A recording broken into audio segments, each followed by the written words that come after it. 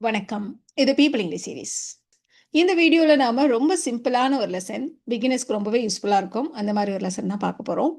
நெறைய சமயங்கள்ல நம்ம இந்த கிடந்தது, கிடந்தாள், கிடந்தான் இந்த மாரி சொல்லுவோம். விழுந்து கிடந்தான், அப்படியே சுருண்டு ஒரு மூலையில கிடந்தா, மயங்கி கிடந்தான், தலை குப்புற விழுந்து கிடந்தான். இந்த மாரிலாம் நம்ம சொல்லுவோம் இல்லையா? ஸோ இதெல்லாம் எப்படி இங்கிலீஷ்ல சொல்றது அப்படின்னு பார்க்க போறோம். பொதுவா இந்த கிடந்தது, கிடந்தாள் இந்த மாரிலாம் சொல்றதுக்கு நாம பாஸ்ட்டா இருந்தா சப்ஜெக்ட்டுக்கு ஏத்த மாரி வாஸ் இல்லன்னா வேர், லையிங் அதுக்கப்புறம் என்ன பொசிஷன்ல கிடந்தாங்க, மயங்கி கிடந்தாங்க, உடைஞ்சு கிடந்துச்சு. அந்த மாரிலாம் சொல்றதுக்கு ஏத்த மாதிரியான அட்ஜெக்டிவ்ஸ் இல்லன்னா வி3 அட்ஜெக்டிவ்ஸ். அடுத்தது பிளேஸ். பிளேஸ் சொல்றப்போ நீங்க அந்த பிளேஸ்க்கு ஏத்த மாரி ப்ரிபோசிஷன்ஸ் சேர்த்து சொல்லணும். ஸோ இந்த மாரி தான் நம்ம சொல்லப் போறோம். இதுல நம்ம எப்பவுமே கிடந்தான், கிடந்தாள் அப்படின்னாலே நம்ம இந்த லையிங்க சேர்த்துக்கணுமா அப்படின்னா, ஒரு சில இடங்கள்ல அது ரொம்பவே ஹார்டா இருக்கும். எந்த மாதிரி இடங்கள்ல போட வேண்டாம் அப்படிங்கிறத நம்ம ஃபர்ஸ்ட் பார்த்துடலாம். இப்போ நான் போனப்ப கதவு திறந்து கிடந்தது அப்படின்னு நீங்க சொல்லணும்னு வச்சுக்கோங்களேன்.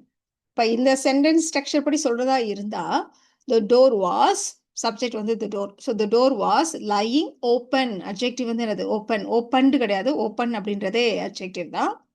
So "The door was lying open" அப்படின்னு நம்ம சொல்லணும். கிராமட்டிக்கலி கரெக்ட் தான். பட் நாம சாதாரணமா பேசுறப்போ அப்படி சொல்றது இல்ல. நம்ம சிம்பிளா "The door was open" அப்படின்னு சொன்னா போதுமானது. இப்ப அதே மாதிரி இன்னொரு எக்ஸாம்பிள் கூட சொல்லலாம். கண்ணாடி உடைந்து கிடந்தது அப்படின்னு சொல்லணும். அதுக்கு "த கிளாஸ் வாஸ் லையிங் புரோக்கன்" அப்படின்னு சொன்னா கிராமட்டிக்கலி கரெக்ட் தான். பட் நம்ம அப்படி சொல்ல வேண்டாம். கிளாஸ் வாஸ் புரோக்கன் அப்படின்னு சொன்னா போதும். த கிளாஸ் வாஸ் லையிங் புரோக்கன் சொல்ல தேவையில்லை.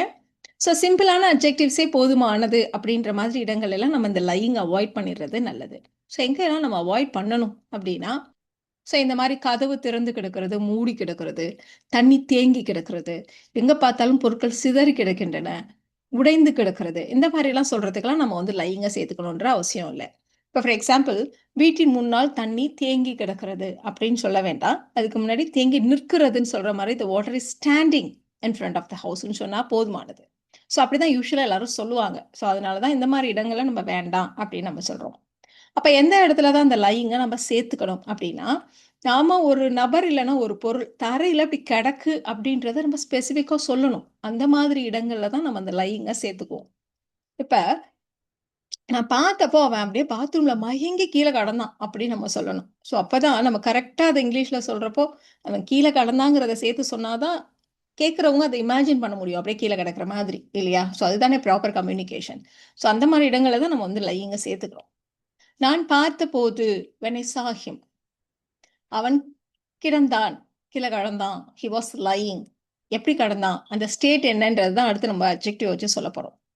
அன்கான்ஷியஸா கிடந்தான். அப்ப he was lying unconscious. அடுத்தது பிளேஸ். பிளேஸ் சொல்றப்போ கரெக்டான ப்ரெப்போசிஷனோட சேர்த்து சொல்லுங்க. பாத்ரூம்ல. அப்ப in the bathroom. When I saw him, he was lying unconscious in the bathroom. இப்ப இன்னொரு எக்ஸாம்பிள் கூட எடுத்துக்கலாம். ஒருவர் அடிபட்ட நிலையில காருக்கு பக்கத்துல கிடந்தார்.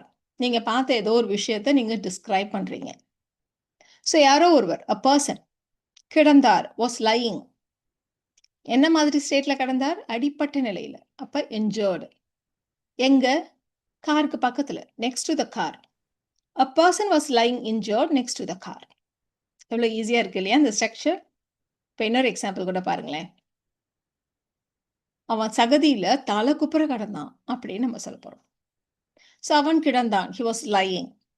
தலை குப்புற அப்பனா ஃபேஸ் டவுன், முகம் கீழே இருக்கிற மாதிரி, அததான் ஃபேஸ் டவுன், தலை குப்புறன்றத ஃபேஸ் டவுன் அப்படின்னு சொல்லுவோம். எங்க கிடந்தான்? சகதியில. அப்ப இந்த மட், he was lying face down in the mud. இன்னொன்னு பார்க்கலாமா? இப்ப இந்த எக்ஸாம்பிள் பாருங்க. அவன் ரோட்டோரம் விழுந்து கிடந்தான் அப்படின்னு நம்ம சொல்லணும். அவன் கிடந்தான் he was lying. விழுந்து கிடந்தான் அப்படின்னா he was lying fallen அப்படின்னு சொல்லணுமா அப்படின்னா அப்படி யாரும் சொல்றது இல்லை. சிம்பிளா he was lying by the roadside அப்படி சொன்னாலே போதுமானது. ஆனா அவன் ரோட்டோரமா படுத்து கிடந்தான்ங்கிற மாதிரி அர்த்தம் வந்துடாதா அப்படின்னு உங்களுக்கு தோணும் இல்லையா? ஸோ அந்த மாதிரி உங்களுக்கு டவுட் வந்ததானா நீங்க இப்படியும் சொல்லலாம்.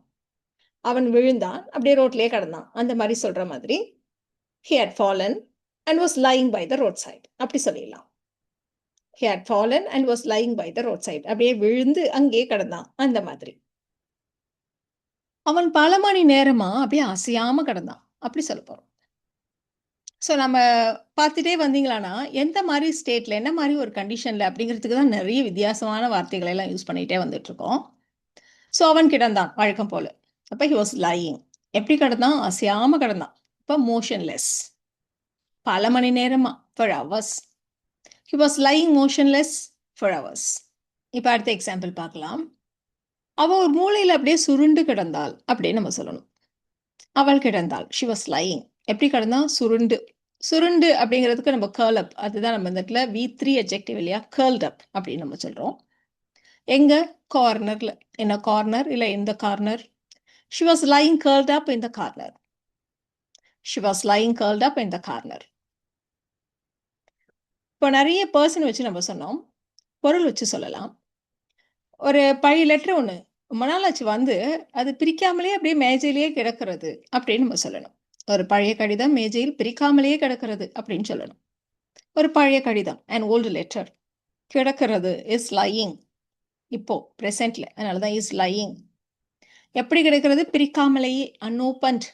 எங்க கிடக்கிறது? மேஜையில, on the desk. An old letter is lying unopened on the desk. எவ்வளோ சிம்பிள் இல்லையா இந்த ஸ்ட்ரக்சர்? இன்னொரு எக்ஸாம்பிள் கூட பார்க்கலாம். ஒரு கல் பாதியில கிடந்தது அப்படின்னு நம்ம எப்படி சொல்லுவோம்? இப்போ இந்த ஸ்ட்ரக்சர் வச்சு a stone was lying. எப்படி கிடந்தது நம்ம சொல்லல, பாதியில கிடந்தது மட்டும் தான் நம்ம சொல்ல போறோம். அப்ப on the road. a stone was lying on the road அப்படி நம்ம சொல்லுவோம்.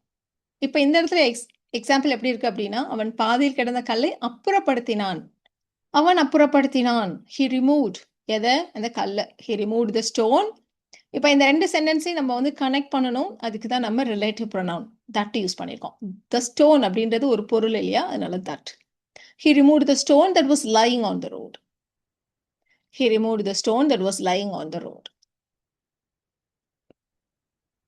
அந்த மூட்டை பல நாள் யார் கண்ணிலையும் படாம கடந்தது அப்படின்னு நம்ம சொல்ல போறோம்.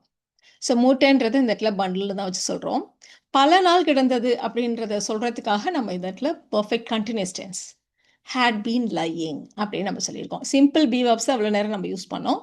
பல நாள் அப்படின்றத அந்த டியூரேஷனை சொல்ற மாதிரி நம்ம இந்த இடத்துல the bundle had been lying, யார் கண்ணிலும் படாமல், unnoticed, யாரும் பார்க்காமல், unnoticed, பல நாள், ஃபார் மெனி டேஸ். இந்த இடத்துல நம்ம பிளேஸ் எதுவும் இல்லை, அதனால நம்ம அதை போடலை. The bundle had been lying unnoticed for many days. கடைசியா ஒரு எக்ஸாம்பிள் பார்த்துலாமா?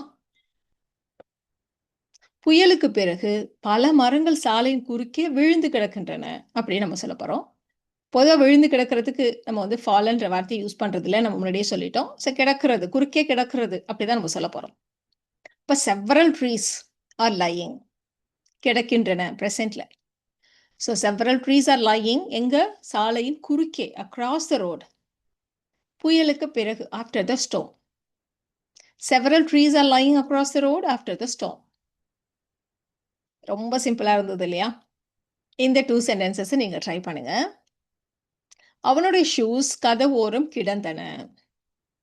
ஒரு 100 ரூபாய் நோட்டு தரையில் கிடந்தது. இதுதான் நீங்க சொல்ல வேண்டிய 2 சென்டென்சஸ். ட்ரை பண்ணுங்க. உங்களுக்கான ஆன்சர்ஸ் அடுத்த ஸ்லைட்லயே செக் பண்ணிக்கலாம்.